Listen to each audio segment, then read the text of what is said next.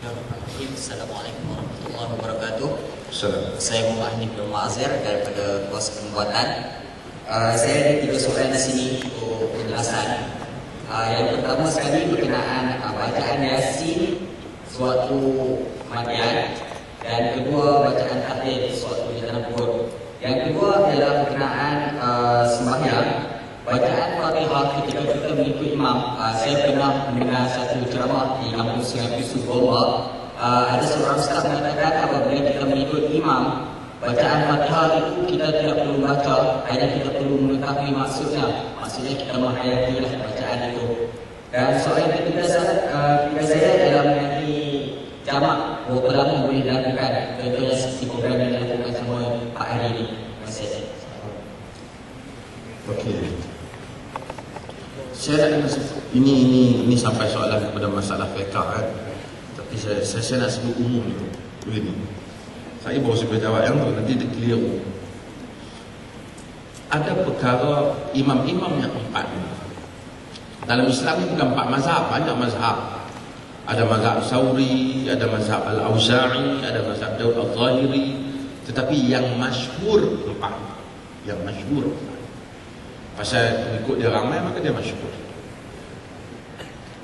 Kita kena andaikan, kita kena ada gambaran pada kita. Imam-imam ini, mereka dahulu hidup pada zaman awal itu. Kadang-kadang sebahagian hadis itu imam ni temui, imam ni tidak temui. Pasal apa imam tak temui hadis? Dia patut lemah pada kita? Tak. Sebab Nabi ini apabila bercakap sesuatu hadis, sahabat mendengarnya. Tapi bukan semua hadis itu didengar oleh semua sahabat. Ada hadis didengari oleh seorang sahabat. Ada hadis didengari oleh beberapa orang sahabat. Ada hadis didengar oleh sahabat dalam majlis. Ada hadis sahabat ini tahu, sahabat ini tak tahu. Maka bila Nabi wafat, pada zaman Umar kurang lagi, tapi bila zaman Osman, mulalah sahabat-sahabat ni ada yang pergi ke negeri ni, pergi ke negeri ni.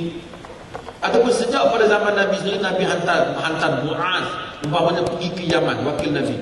Kerana orang Yaman masuk Islam. Jadi orang Yaman nak rujuk tak boleh, kena hantar wakil. Jadi pergilah Mu'az. Mu'az dah nuntutkan Nabi pergi. Quran turun belum habis. Nabi setiap hari masih bercakap.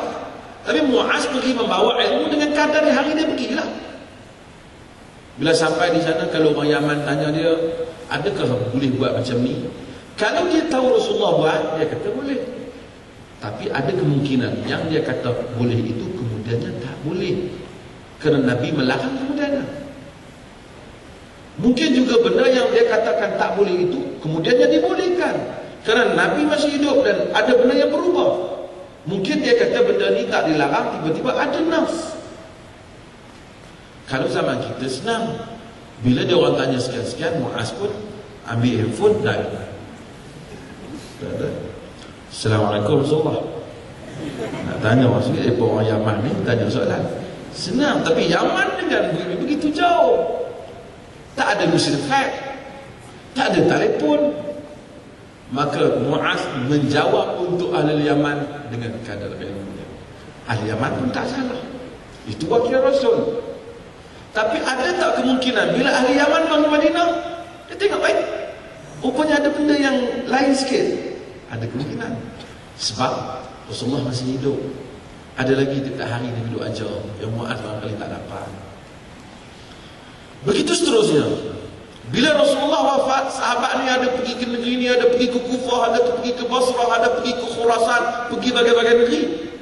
Setiap sahabat bawa hadis tak sama. Kerana hadis tu berdasarkan yang dia tahu, dia dengar daripada Nabi lah. Boleh jadi ada hadis yang Nabi sebut, dia pergi tanam pokok kurma, dia tak ada kelas tu. Boleh jadi dia pergi perang, boleh jadi dia wakil Nabi, Nabi bercakap dia tak dengar. Tetapi dia akan jawab berdasarkan dengan kadar yang dia tahu. Tak apa, itu ilmu. Maka terpaksa ahlul hadis ini mengembara daripada negeri ke negeri, berjumpa seorang demi seorang anak-anak murid sahabat, mengumpulkan semua hadis itu, barulah ada kumpulan hadis. Sebab itu pada zaman Al-Imam Syafi'i, umpamanya kitab Sahih Bukhari belum ada, kerana Imam Bukhari datang kemudian. Imam Muslim datang kemudian. Ibnu Majah, An-Nasai, Tirmidzi, Abu Daud lagi tak ada. Sebab masih lagi dalam proses pengumpulan. Tetapi imam-imam itu sendiri banyak mengumpulkan di dalam pemikiran mereka, dengar banyak hadis. Okey. Ini salah satu sebab kadang-kadang menyebabkan berlaku perbezaan pendapat di kalangan imam ni. Kerana kalau imam ni ada hadis ni, imam ni dia tak bertemu dengan hadis ni, menyebabkan fatwa tu berbeza.